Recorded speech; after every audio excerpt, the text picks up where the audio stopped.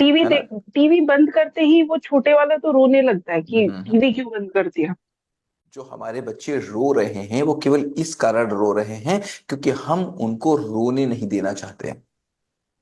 हमारी हम्म। बचपन से ये कोशिश बनी है कि हमारा बच्चा रो ना पाए, और हमारी बच्चे को न रोने देने की इच्छा ही बच्चों को रोने के लिए मजबूर कर रही है।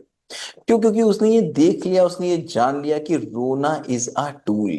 रोने को उसने एक टूल की तरह देख लिया। और जब उसको टूल मिल हम्म। गया रोना, तो फिर उसने रोने से सारी बातें बनी, तो रोने से वो सारे काम बना दे रहा है। अगर केवल आप इस बात की चिंता छोड़ दें कि मेरा बच्चा रो रहा है कि नहीं रो रहा है, आप देखेंगे आपका बच्चा रोना बंद कर देगा।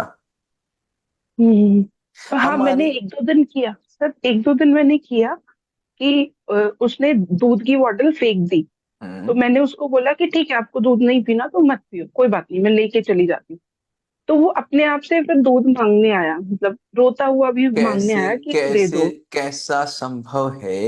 ये संभव ही कैसे है कि एक बच्चा बिना खाने के रह ले? जी। संभव है क्या? लेकिन आप सोचो नहीं। हुआ क्या, आप जर्नी तो देखो एक बार। आपका बच्चा 3 महीने का था, 3 महीने का बच्चा था, उसको भूख नहीं लगी थी, और आपने दूध लिया और दूध उसके मुंह में डाला, ऐसे चम्मच से उसके मुंह में डाला, और दूध इधर से गिरा, आपने वही दूध उसी चम्मच से ऐसे उठाया फिर उसके मुंह में डाला। वो नहीं पीना चाह रहा है, वो नहीं पीना चाह रहा, उसके यहां से दूध निकल रहा है, आपने फिर दूध को लिया फिर उसके मुंह में डाला, फिर दूध दिया। 3 महीने का हुआ, चार, आपने भूख लगने से पहले उसको खाना दिया।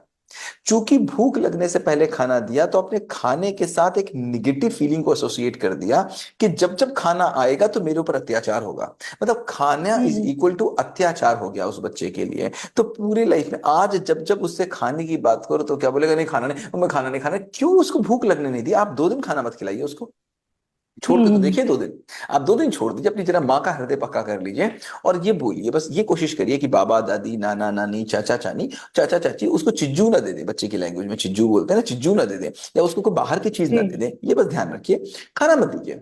वो अब जी। वो आए भी तो एक बार उसको मना कर दिए, बेटा अभी नहीं, बस थोड़ी देर में दे देंगे, आपको थोड़ी देर में दे देंगे। हम्म। फिर वो खाना मांगेगी, तुम खाते तो हो नहीं बेटा, क्या ही दे दे तुमको, अरे छोड़ो क्या ही दे। हम्म। फिर भी अगर मांगे तो उसको केवल आधी रोटी दे दीजिए, फिर वो आधी रोटी हम्म। और मांगेगा आपसे, आधी और दे दीजिए, फिर आपसे आधी और मांगेगा।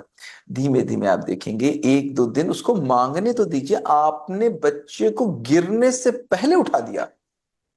गिरने से यही पहले प्रॉब्लम है। उठा देने की आदत ने बच्चे को गिरने के लिए मजबूर कर दिया। पहले तो आपने उसको गिरने नहीं देना चाहा, आपने पूरी कोशिश की वो गिरे नहीं, और उसके बाद जो गिर गया तो गिरने से पहले उसको उठा दिया, उसको उठने ही नहीं दिया हम्म। अपने आप।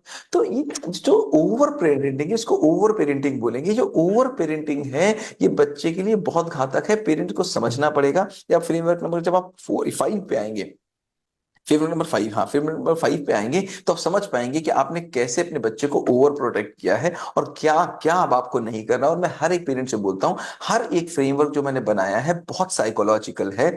उस फ्रेमवर्क से लर्निंग लेके आगे बढ़िएगा। वो फ्रेमवर्क आपकी लाइफ का एक हिस्सा हो जाना चाहिए।